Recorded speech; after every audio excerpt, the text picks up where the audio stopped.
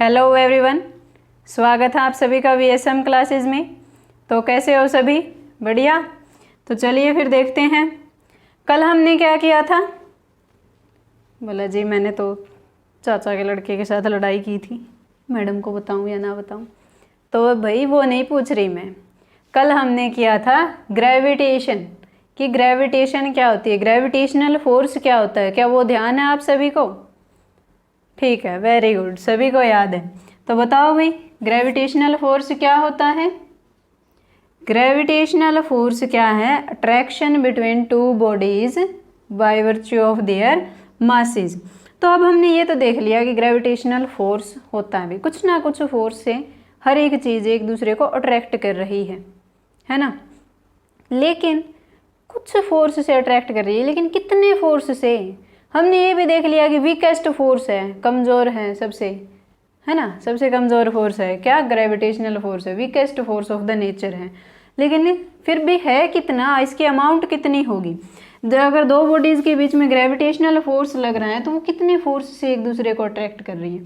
तो आज हम वही देखने वाले हैं। इस ग्रेविटेशनल फोर्स की हम वैल्यू कैलकुलेट करने वाले हैं कि एक्चुअल में ग्रेविटेशनल फोर्स की वैल्यू क्या होगी, और उसी को हम कहते हैं यूनिवर्सल लॉ ऑफ ग्रेविटेशन।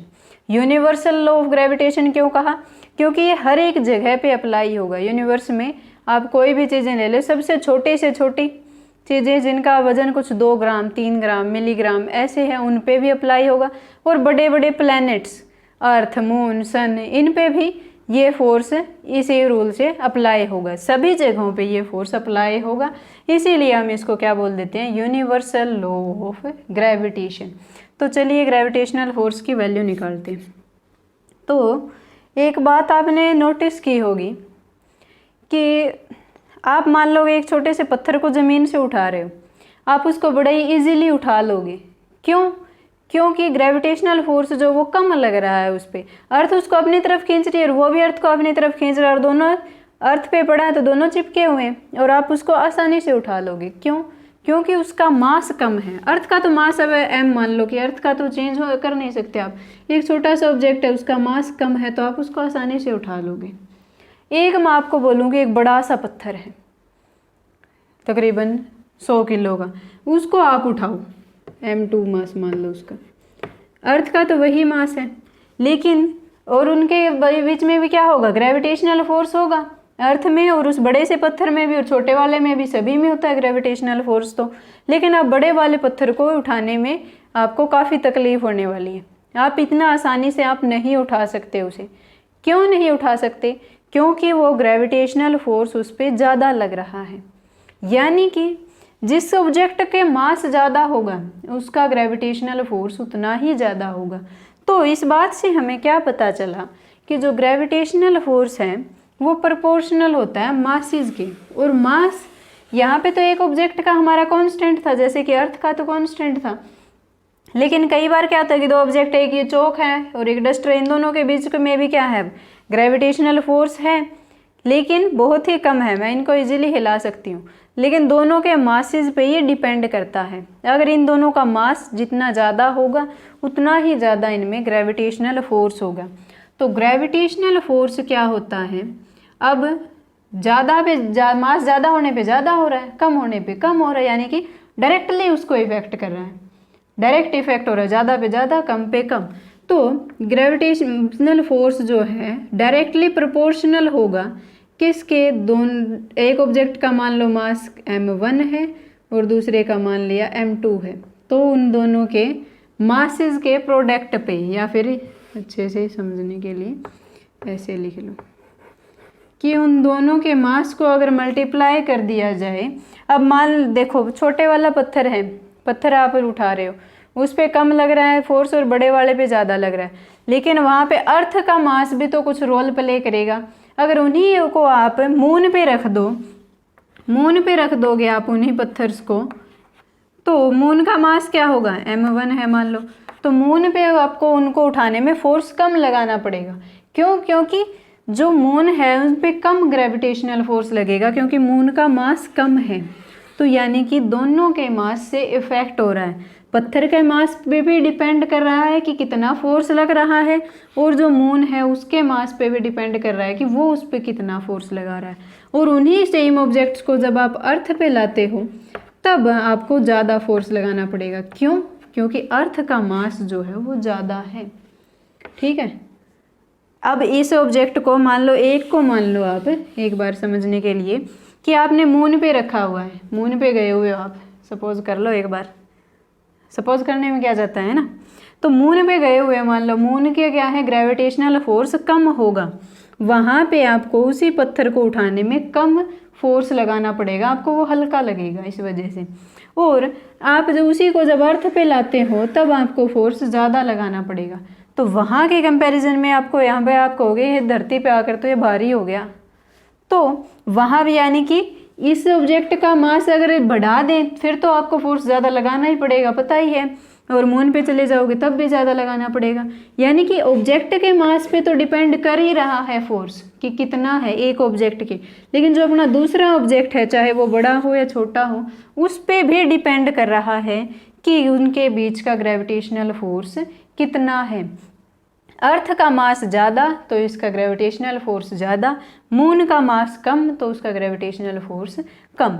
तो इसी वजह से हम सिर्फ एक पे नहीं, दोनों ऑब्जेक्ट्स पे, कोई रैंडम ऑब्जेक्ट्स ले रहे हैं हम तो, अब हमें तो जनरल फॉर्मूला निकालना है, यूनिवर्सल लॉ निकालना है, तो हम ये तो है नहीं कि हम अर्थ लेंगे स्पेसिफिकली, मून लेंगे या फिर कोई सन लेंगे या फिर मैं ये डस्टर लूँगी। तो कोई भी ऑब्जेक्ट हो सकते हैं, वो ए और बी मान लिए मैंने, कोई भी दो ऑब्जेक्ट्स हो सकते हैं जिनमें से मैंने एक को मान लिया ए जिसका मास है m1 और एक को मान लिया b जिसका मास है m2। इन दोनों के बीच का मुझे ग्रेविटेशनल फोर्स बताना है और ये d डिस्टेंस पे रखे हुए हैं, एक दूसरे से d डिस्टेंस पे दूरी पे ये रखे हुए हैं। तो अब इन दोनों के मास पर डिपेंड करेगा कि इन दोनों के मास का प्रोडक्ट क्या है, उतना ही इनमें ग्रेविटेशनल फोर्स होगा। तो डायरेक्टली प्रोपोर्शनल होते हैं ग्रेविटेशनल फोर्स किसके, दोनों ऑब्जेक्ट्स के मासेस के प्रोडक्ट के। अब देखते हैं कि इनके बीच में डिस्टेंस पे ये कैसे डिपेंड करते हैं। अब मान लो एक नल चल रहा है, ठीक है, इसमें से ऐसे ऐसे पानी बह रहा है, ज़्यादा प्रेशर नहीं है लेकिन पानी इसमें से बह रहा है। तो आप जब इसके बिल्कुल नज़दीक आप अपनी उंगली करते हो या हाथ करते हो तो आपको दिखेगा कि थोड़ा सा आपकी उंगली की तरफ आ जाता है पानी, मतलब एक उसी वे में नहीं रहता, थोड़ा सा उंगली की तरफ अट्रैक्ट हो जाता है। तो और आप थोड़ा सा जब उसको दूर लेकर जाते हो तब वो अपने स्मूथ वे में अपना चलता रहता है, पानी गिरता रहता है। लेकिन जब आप बिल्कुल नज़दीक उसके कोई भी ऑब्जेक्ट लेकर जाओ तो वो उसकी तरफ थोड़ा सा बेंड हो जाता है। तो वो क्यों होता है, ग्रेविटेशनल फोर्स की वजह से। यानी कि जब बिल्कुल पास है तब फोर्स क्या है, ज़्यादा है और वो उसको अपनी तरफ खींच लेता है। लेकिन जब थोड़ा सा दूर है कोई ऑब्जेक्ट जो आप उसको नज़दीक लेकर जा रहे हो तब क्या है, फोर्स कम है, वो उसको नहीं खींच पा रहा। तो इसका मतलब क्या है कि और थोड़ा सा दूर करते ही बहुत ज़्यादा फर्क पड़ जाता है। आपने देखा भी होगा जब आप हाथ उसके साइड पास करते हो तो बिल्कुल पास होता है, तब तो क्या होता है कि वो अट्रैक्ट कर रहा है वाटर को, थोड़ा सा आप उधर कर दो फिर भी वो क्या होता है अपने स्मूथ वे में चलने लग जाता है। यानी कि थोड़ा सा लेते ही ज़्यादा इफेक्ट हो रहा है।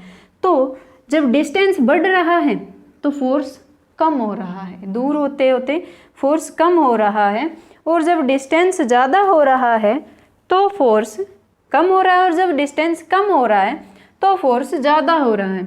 और थोड़े से पे फोर्स थोड़ा सा डिस्टेंस चेंज करने पर भी फ़र्क आ रहा है। तो यानी कि उल्टा हो रहा है भाई, इसमें तो कम होने पे फोर्स ज़्यादा हो रहा है और डिस्टेंस ज़्यादा होने पे फोर्स कम हो रहा है। यानी कि क्या है, ये इन्वर्सली प्रोपोर्शनल। इन्वर्सली प्रोपोर्शनल है तो मैं कैसे लिखूँगी, 1/, किसके इन्वर्सली प्रोपोर्शनल है, जो डिस्टेंस है उसके। और डिस्टेंस सिर्फ डिस्टेंस के नहीं, हमने एक्सपेरिमेंटली देखा गया कि डिस्टेंस के स्क्वायर के इन्वर्सली प्रोपोर्शनल है। यानी कि अगर मान लो 2 मीटर का डिस्टेंस चेंज किया आपने तो 2 का स्क्वायर कितना होता है, 4, तो 1/4 टाइम्स जो फोर्स है वो कम हो जाएगा। यानी कि थोड़े से डिस्टेंस में वेरिएशन लाने पर ज़्यादा फर्क दिख रहा है तो हमने इसको स्क्वायर के इन्वर्सली प्रोपोर्शनल कर दिया कि डिस्टेंस जितना कम होगा फोर्स उतना ही ज़्यादा, डिस्टेंस जितना ज़्यादा होगा दोनों ऑब्जेक्ट्स के बीच का फोर्स उतना ही कम। तो इस तरीके से ग्रेविटेशनल फोर्स आता है। अगर मैं दोनों को कंबाइन करके लिखना चाहूँ तो मैं कैसे लिख सकती हूँ कि ग्रेविटेशनल फोर्स डायरेक्टली प्रोपोर्शनल तो है किसके, दोनों मासेस के प्रोडक्ट के, और इन्वर्सली प्रोपोर्शनल यानी कि डिवाइड में लिखेंगे किसके, डिस्टेंस के स्क्वायर के, इन्वर्सली प्रोपोर्शनल है। तो अब क्या मैं प्रोपोर्शनलिटी साइन लगाए रखूँ, नहीं भाई, मुझे तो इसकी वैल्यू चाहिए, यानी कि is equal to proportionality sign जब हम हटाते हैं तो हम क्या करते हैं, एक ग्रेविटेशनल फोर्स लगा देते हैं, दैट इज जी। ठीक है, और ये जो जी है ये क्या है, यूनिवर्सल ग्रेविटेशनल कांस्टेंट। इन कांस्टेंट्स को भी अलग अलग नाम दिए जाते हैं, जैसे कि बच्चों के अलग अलग नाम होते हैं, तो उसी तरीके से इनके भी क्या है, नाम दिए जाते हैं। ग्रेविटेशनल फोर्स इस कांस्टेंट को, ये जी क्या है, एक कांस्टेंट लगाया मैंने जस्ट ये प्रोपोर्शनैलिटी साइन हटाने के लिए मैंने प्रोपोर्शनैलिटी कांस्टेंट लगाया, और इसको क्या नाम दिया गया है, मैंने नहीं लगाया, वैसे ये पहले से लगा हुआ है काफ़ी सालों से, मैंने तो बस आपको समझा रही हूँ, आपके लिए मैंने ही लगाया है, लेकिन ये बहुत पहले डिस्कवरी हो चुकी है। तो इसमें देखो ये जी क्या है, यूनिवर्सल ग्रेविटेशनल कांस्टेंट। वैसे तो ये ग्रेविटेशनल कांस्टेंट है, लेकिन यूनिवर्सल क्यों कहा, क्योंकि ये हर एक जगह पे पूरे यूनिवर्स में हर एक के लिए इसकी वैल्यू सेम रहने वाली है, ये हमेशा यही रहेगा। और इसकी वैल्यू अब कांस्टेंट ही हो गया तो इसकी कुछ ना कुछ वैल्यू भी होगी, और इसकी वैल्यू क्या होती है, पहले इसकी यूनिट निकाल लें। ये अपना ग्रेविटेशनल फोर्स आ गया दो ऑब्जेक्ट्स के बीच का, ये हमने ए लिया था और ये बी लिया था, जिनका मास था m1 m2, डिस्टेंस था d, इनके बीच का ये ग्रेविटेशनल फोर्स आ गया। और ये क्या होता है, एक सेंट्रल फोर्स होता है। ग्रेविटेशनल फोर्स क्या है, एक सेंट्रल फोर्स है। ये जो छोटे छोटे पॉइंट्स मैं आपको बता रही हूँ, ये साथ साथ आप अगर वैसे याद रह जाते हैं तो बहुत अच्छी बात है, लेकिन थोड़े थोड़े से नोट कर लिया करो। ऐसे पूरी पूरी रामायण तो मत लिखा करो, लेकिन थोड़े थोड़े इनको मतलब नोट कर लिया करो, ताकि आप बाद में जब देखो तो आपको ध्यान आ जाए कि हाँ यहाँ से ऐसे बताया था। तो जो ग्रेविटेशनल फोर्स है वो सेंट्रल फोर्स है। सेंट्रल फोर्स क्यों कहा, ऑब्जेक्ट के इस बॉडी के सेंटर से इस बॉडी के सेंटर तक लगेगा। इनके सेंटर्स से हम इनका डिस्टेंस लेते हैं, यहाँ से नहीं लेते कि यहाँ से यहाँ तक ले लिया, यहाँ से इसके सेंटर से। ये सेंटर टू सेंटर एक्ट करता है, एक बॉडी के सेंटर से दूसरी बॉडी के सेंटर पे लगता है। जैसे कि अर्थ है, अर्थ अगर चीज़ों को खींच रही है अपनी तरफ तो ये अपने सेंटर की तरफ खींच रही है, सेंटर टू सेंटर वो फोर्सेस एक्ट करते हैं। तो इसीलिए इनको क्या बोलते हैं हम, सेंट्रल फोर्सेस हैं। ये ग्रेविटेशनल फोर्स क्या है, एक सेंट्रल फोर्स है, और ये इनवर्स स्क्वायर लॉ को ओबे करता है। किसको ओबे करता है, inverse square law. Inverse square law क्या होता है कि डिस्टेंस के डायरेक्ट स्क्वायर के इनवर्सली प्रोपोर्शनल है। इनवर्सली प्रोपोर्शनल है किसके, स्क्वायर ऑफ द डिस्टेंस के। तो ऐसे फोर्सेस को हम क्या कहते हैं, ऐसे फोर्सेस इनवर्स स्क्वायर लॉ को ओबे करते हैं कि इनवर्सली प्रोपोर्शनल है स्क्वायर ऑफ द डिस्टेंस के। तो ये हमारे पास ग्रेविटेशनल फोर्स की वैल्यू आ गई। अब यहाँ पे हमें मतलब सारी चीज़ें हमें पता होगी, क्या मास हमें पता होगा ऑब्जेक्ट का क्या रहने वाला है, दूसरे ऑब्जेक्ट का भी मास हमें पता होगा, उनके बीच में डिस्टेंस क्या है वो भी हम निकाल देंगे। बच गया क्या, जी देखते हैं अब जी को हम कैसे निकालते हैं। एक बार ये डी को मैं इस साइड ले आऊँ, ये डी जो डी स्क्वायर जो नीचे है इस साइड डिवाइड में है, ये इस साइड आकर क्या हो जाएगा, ये मल्टीप्लाई में। और इसी तरीके से ये m1 m2 यहाँ पे मल्टीप्लाई में है, अगर मैं इस साइड ले आऊँ तो ये क्या हो जाएंगे, डिवाइड में। तो ओवरऑल जी की वैल्यू मेरे पास क्या आई, f into D square divided by m1 m2। ठीक है, और जब इसकी वैल्यू को कैलकुलेट किया गया तो वो कितनी आई, 6.673 इंटू 10 टू द पावर -11। ये आती है जी की वैल्यू, यूनिवर्सल ग्रेविटेशनल कांस्टेंट की वैल्यू हमारे पास ये आती है। और इसकी यूनिट भी देखेंगे, फिर यूनिट क्या रहेगी, एफ। फोर्स की यूनिट क्या आती है, न्यूटन। फिर मल्टीप्लाई में क्या है, डिस्टेंस और उसका स्क्वायर, डिस्टेंस की यूनिट मीटर और उसका स्क्वायर, और डिवाइड में क्या है, मासेस 2 बार है, ये इसकी यूनिट भी किलोग्राम, इसकी यूनिट भी किलोग्राम, तो डिवाइड में किलोग्राम का स्क्वायर, या फिर आप सीधा ऐसे लिख लो newton metre square kilogram inverse square. ये क्या है, ग्रेविटेशनल कांस्टेंट की यूनिट है। तो आई थिंक आपको यूनिवर्सल ग्रेविटेशनल लॉ समझ में आ गया होगा। अब एक बार थोड़ी सी इसको और देखते हैं कि ये इनवर्स स्क्वायर लॉ को ओबे करता है, ये कैसे पता चला। एक और जो थे ना, केपलर्स नाम के भी एक साइंटिस्ट थे, उन्होंने क्या किया था, वो प्लेनेटरी मोशंस पे और ये ऐसे स्टडी कर रहे थे। तब उन्होंने 2-3 रूल्स दिए थे, 3 लॉज दिए थे उन्होंने, और उन्हीं के उनका जो थर्ड लॉ था उसको मानते हुए इन्होंने ये यूनिवर्सल ग्रेविटेशनल लॉ के बारे में बताया था। वैसे एक्चुअल में उन्होंने क्या बताया, उनका फर्स्ट लॉ के, केपलर्स फर्स्ट लॉ के अकॉर्डिंग, कि उन्होंने पहली बात तो ये बताई कि जो अर्थ जो है सन के अराउंड रिवॉल्व कर रही है, तो ये कोई सर्कुलर ऑर्बिट में नहीं है, मतलब परफेक्टली सर्कल में नहीं कर रही है रिवॉल्व।